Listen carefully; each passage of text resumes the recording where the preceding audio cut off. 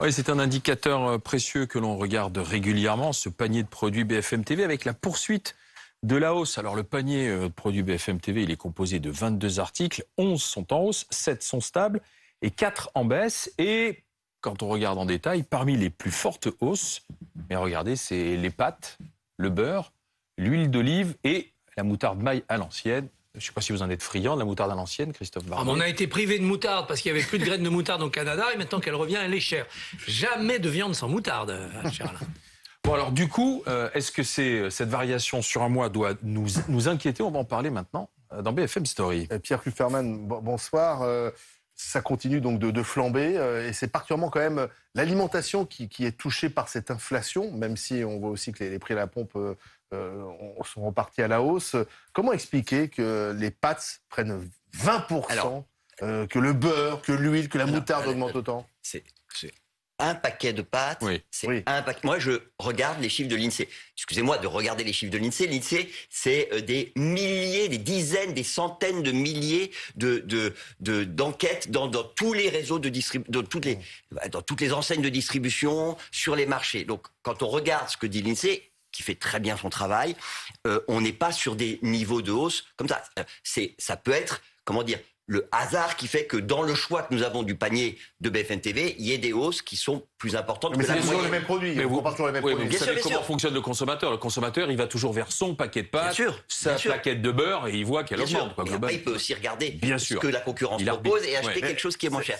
Non, ce que je veux en moyenne, ça continue d'augmenter ou pas? Alors justement, je suis allé regarder les chiffres de l'INSEE. En moyenne, d'un mois sur l'autre, si on regarde dans l'alimentaire d'un mois sur l'autre, on est à 0,5% de hausse. Mais là, on parle de tous les produits. Il y a des produits qui, d'un mois sur l'autre, voient leur prix baisser. Par exemple, les fruits. Les fruits coûtent moins cher qu'il y a un mois. Et les fruits coûtent moins cher sur les 3 derniers mois que je vous donne cet exemple. Bien sûr. Il y en a plein d'autres. Et c'est ça le problème, si vous voulez. C'est que, effectivement, le sentiment qu'on peut avoir quand on fait ses courses, c'est qu'on a l'habitude d'acheter, effectivement, son beurre président ou l'huile de la même marque. Oui, effectivement, on se dit, mais c'est pas possible, le prix augmente. Mais enfin, on n'est pas non plus obligé d'acheter toujours la même marque. On est quand même le consommateur moyen. Mais depuis le début de cette crise, c'est toujours quand même un peu les mêmes produits, quelles que soient les marques. Ils sont touchés. Les pâtes, le beurre, l'huile, la moutarde.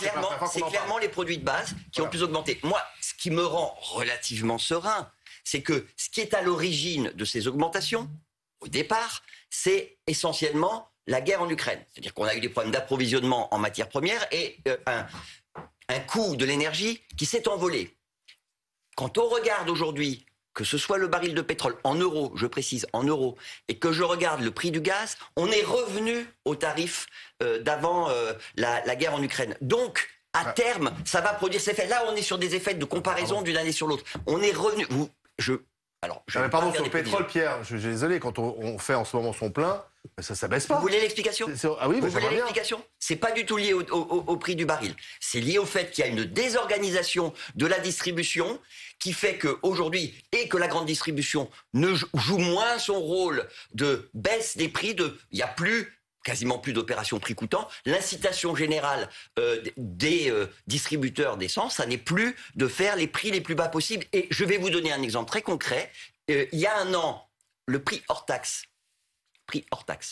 en France, du super samplon, il était 10% inférieur à la moyenne de la zone euro. Aujourd'hui, il est 7,5% supérieur à la moyenne de la zone euro.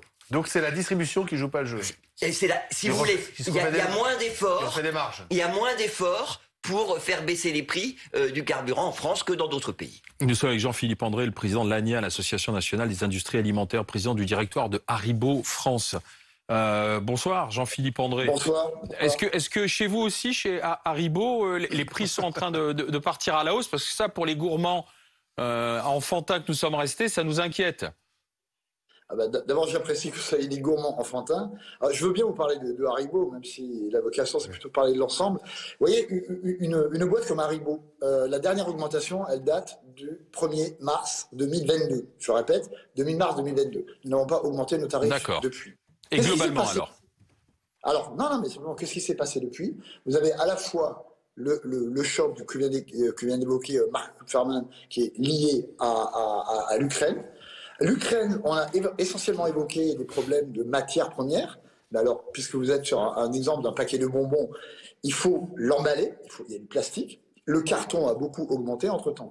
Et l'ensemble de ces coûts font qu'aujourd'hui, vous avez des hausses de l'ordre au niveau des matières premières, de 10, de 17, 18, 19% selon les bonbons, et même un peu plus. Maintenant, ce qui vient s'ajouter là-dessus, ce qui n'a pas encore été intégré, c'est tout le choc de l'énergie. Et là, je tiens à dire, je pense que les prix et les augmentations de l'énergie, ceux-ci aujourd'hui ne sont pas encore reflétés dans les rayons. Et donc c'est ça qui va arriver. Donc ça va monter. Oui, parce que vous savez, on va le rappeler à nos téléspectateurs, qu'en France, la négociation elle est relativement normée, elle est cadrée. On est censé avoir réglé et conclu l'ensemble de nos négociations au 1er mars. Et donc en ce moment, ces négociations sont en cours. Comme l'a dit M. Kupferman, sans doute que la tension sur les matières premières agricoles va être un peu moins forte. On peut l'espérer. De toute manière, les matières premières agricoles, on ne va pas être trop technique, mais elles sont sanctuarisées dans ce qu'on appelle les lois Egalim. Donc, si elles augmentent, elles doivent passer, mais elles doivent être justifiées, elles doivent être documentées. Par contre, l'aspect énergie, celui-ci est complètement nouveau et il va faire l'objet des négociations qui sont en cours. Est-ce qu'on peut dire que le pic, on risque de l'atteindre en mars, février-mars? Ouais, alors moi je comprends votre question et votre impatience, parce que souvent on nous pose la question. Rappelez-vous aussi que par le passé, on a dit qu'il n'y aurait pas plus que 4% d'inflation. Oui, bien sûr. Bruno Le Maire voit un pic tous les mois, mais est-ce que là, voilà, parce que y a des experts disent que c'est en mars, parce que justement il y aura la fin des négociations et qu'on va... Alors moi j'ai l'habitude de dire, il y a eu beaucoup d'experts, et puis nous-mêmes qui ne sommes pas des prévisionnistes, mais on est un peu, on conduit le camion. Bien sûr. Nous-mêmes, on ne sait pas. En tout cas, il n'y aura pas, ce que je peux vous dire, il n'y aura pas au 1er mars des augmentations de 30 à 40% telles que j'ai pu les entendre. Aujourd'hui, les sondages qu'on a, il y a 17 000 entreprises, on essaie de faire des sondages dans l'agroalimentaire. Je pense qu'il y a encore des demandes qui varient entre 10 à 15% en moyenne, dans les prochaines négociations. Ça c'est réaliste. Une grande part de ça, c'est encore des matières premières, mais l'essentiel, c'est le coût de l'énergie. D'accord. Merci Jean-Philippe André, président de l'Association nationale des industries alimentaires. Alors concernant le carburant, Philippe Nozière, vous qui représentez les automobilistes,